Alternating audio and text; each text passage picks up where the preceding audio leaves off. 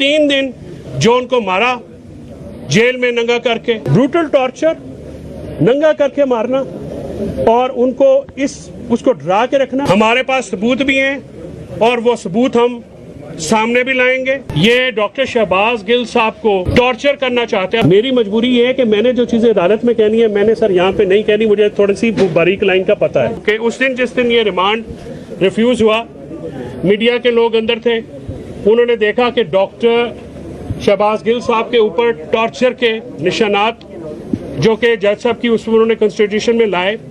इनका जो केस है टोटल, ये डॉक्टर शहबाज गिल साहब को टॉर्चर करना चाहते हैं। मोबाइल फोन्स की बात करें, मोबाइल फोन तो हमारी एप्लीकेशन है कि ये चोरी करके ले गए, ये बात नहीं है। एक सोचा समझा मंसूबा है और ये जैसे आपको पता है पाकिस्तान की तारीख बड़ी भयानक तारीख है सियासत में।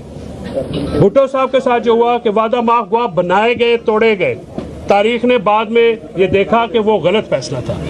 ये शहबाज गिल साहब को उन्होंने उस दिन भी कुछ मीडिया ग्रुप्स ने तो गवर्नमेंट के माँ पे ये हेडलाइंस लगा दी कि जी उन्होंने एतराफ़ जुर्म कर लिया। वो आए और उन्होंने कहा कि मैंने ऐसी कोई बात नहीं की, अब हम सब ने सुना। ना ही वो ऐसी स्टेटमेंट अभी तक उन्होंने की है, लेकिन उनको फिजिकल टॉर्चर, मेंटल टॉर्चर देने का मकसद ये है कि वो पीटीआई की जो लीडरशिप है, जिसको मौजूदा हुकूमत सियासी मैदान में शिकस्त देने में मुकम्मल तौर पे नाकाम हो चुकी है, वो जो लीडरशिप है उसको वाइडर नेट, इसको हम कहते हैं कि जी कॉन्स्पिरेसी हुई तो मोबाइल चाहिए। अशूरा का दिन, 9वीं 10वीं वाला दिन, ना सिग्नल, मोबाइल कहाँ से इस्तेमाल हुए।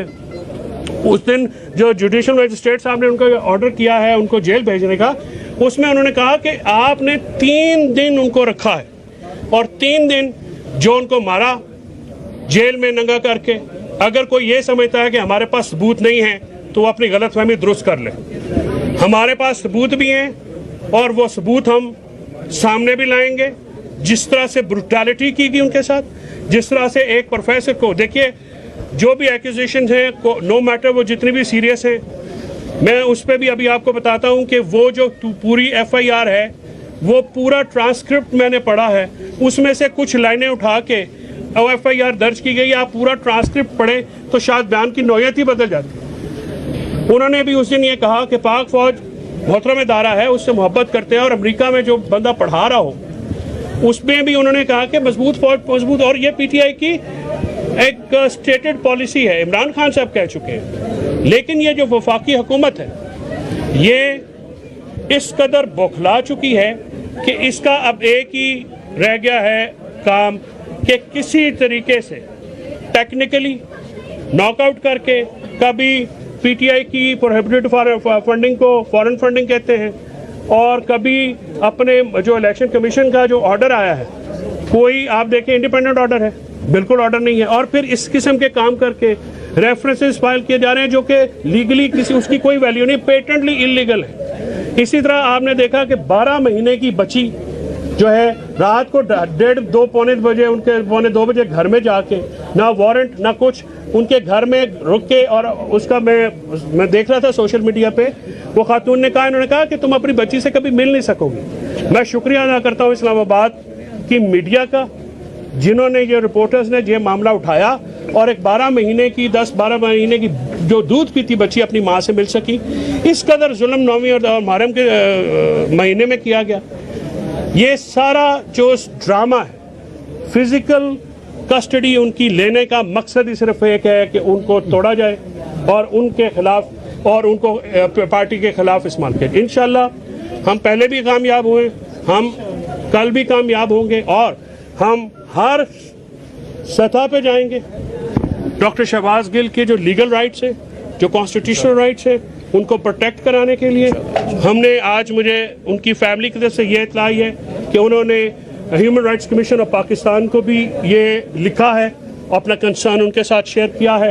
ये ह्यूमन राइट्स के जो मामलात हैं, ब्रूटल टॉर्चर, नंगा करके मारना और उनको उसको डरा के रखना मेंटली। देखिए वो कोई हार्डन क्रिमिनल है, ही इज़ अ प्रोफेसर, आप उनसे क्या कहलवाना चाह रहे हैं? जो मैंने आपको अर्ज किया इसके अलावा कुछ और नहीं करवाना था। बहरहाल हम को आइन और कानून के अंदर रहते हुए जो हकूक उनको हासिल है, जो फंडामेंटल राइट्स कॉन्स्टिट्यूशन में है, जो ह्यूमन राइट्स है, हम उनकी प्रोटेक्शन के लिए पूरी कोशिश करेंगे। जी सर। फैसल चौधरी साहब, पंजाब में बगैर मलाई और पीटीआई की हुकूमत है। आपके वजीर जेल खाना जात जो है, अडयाला जेल उनके अंदर आती है, तो जेल के अंदर जो तशद्दुद हुआ है, तो क्या आपके वजीर जेल खाना जात जो है इस बारे में प्रेस कॉन्फ्रेंस करेंगे और ये बताएंगे कि उनके मातहत जेल के अंदर ये वाक़या क्यों हुआ है, या फिर वो इस्तीफा देंगे? मतीउल्लाह जान साहब, हस्बे मामूल अच्छा सवाल पूछ के आपने गैर जरूरी कमेंट किया है। ये जो तशद्दुद है ये इस्लामाबाद पुलिस की हिरासत में हुआ है, ठीक है। अगर उस दिन जो टॉर्चर के निशानात थे वो उन्होंने इस्लामाबाद जो इधर जब इनकी कस्टडी में थे उसमें थे, और आपको बल्कि आपके सवाल से अच्छा होता है ज़रा बाइफरकेशन हो जाती है।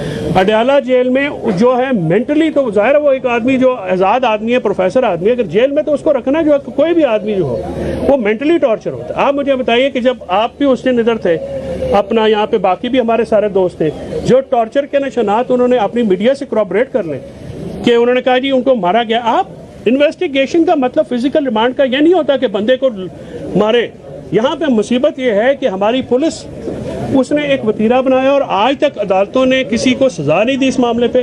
फिजिकल टॉर्चर करना अंडर कस्टडी जो अक्यूज होते हैं, ये ह्यूमन राइट्स की भी वायलेशन है, ये आईनी मामलात की भी वायलेशन है।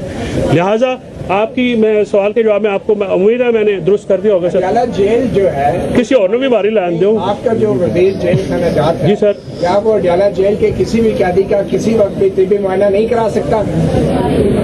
जेलर आपको जरा लॉ का शायद पता नहीं है। प्रिजन रूल होते हैं, प्रिजन रूल में ये जेल सुपरिटेंडेंट का काम है और वो मुआयना हुआ है। हो गया जी, मुआयना जब वो लेते हैं एक्यूज तो प्रिजन रूल के अंदर मुआयना होता है। उस मुआयने में क्या आया है, वक्त आने पे ये भी अक़दा खुल जाएगा और वो अदालत के सामने पेश किया जाएगा। मेरी मजबूरी है, पंजाब हुकूमत ने कह दिया कि तशद्दुद हुआ है। मेरी मजबूरी ये है कि मैंने जो चीज़ें अदालत में कहनी है मैंने सर यहाँ पे नहीं कहनी, मुझे थोड़ी सी बारीक लाइन का पता है। कुछ तो कह दिया है। चौधरी साहब, जी सर, आपसे एक बात किया था अडयाला जेल में, वो कह रहे हैं अडयाला जेल के अंदर तशद्दुद हुआ है। कौन झूठ बोल रहे हैं? आप बोल रहे हैं आपके रहनुमा जेल? नहीं, आपकी मालूमात गलत हैं और आपके अल्फाज भी इंतहाई गलत हैं। आपके जो अल्फाज हैं वो दुरुस्त होने चाहिए। देखिए, आप रिपोर्टर हैं, पार्टी नहीं बनते। आप मेरे से सवाल करें कि आपकी दोनों बयानात में तज़ादात हैं तो मैं आपसे ये अर्ज़ करूं, आप मेरा बयान सुने, मैं वकील हूं। जो वहां पे गए हैं वो सियासी लोग हैं, मैं सियासी बात पे गुफ्तगू नहीं करता। इधर ये ज़रूर हुआ है कि कल भी कुछ लोगों को मिलने नहीं दिया गया। क्यों नहीं मिलने दिया गया? अगर उनके ऊपर कुछ भी नहीं हुआ और वो उनको मिलने देना चाहिए था, आप भी जाएं, आप भी मिलें। आप वो कादी हैं, रूल्स के मुताबिक मिलने दिया जाए, क्या हर्ज है? लेकिन नहीं यार, क्या इमरान खान साहब की हुकूमत रही और उस हुकूमत में साथियों समेत सियासी रहनुमाओं समेत सबकी पॉलिटिकल विक्टिमाइजेशन भी हुई, उनके साथ भी इसी तरह का रवैया। मैं पाकिस्तान बनने से लेके आज तक जिन हुकूमतों ने साफ़ियों, ह्यूमन राइट्स कारकुनों, पॉलिटिकल वर्करों या वकीलों समेत 25 मई तक 26 मई तक जो पीटीआई के वर्कर्स के साथ हुआ, मैं सबकी शदीद मज़म्मत करता हूँ। और मैं ये इस बात पे कन्विक्शन है मेरी, मैं इस बात को मानता हूँ कि इंसानी जो हकूक़ हैं और इंसानियत की सरबुलंदी होनी चाहिए। मैं इस किसी भी ऐसी मामलात की सपोर्ट बिल्कुल नहीं करता। जी भाई, ये तो बता दें कि कौन है वो जिसने कल जो है वो अडयाला जेल में आपकी क़यादत को मिलने नहीं दिया? जब पता लगेगा तो मैं ग्राहियां तेरे साथ शेयर करूंगा, ठीक है? क्यों अचानक अगला मैं हुआ? मेहरबानी, थैंक यू।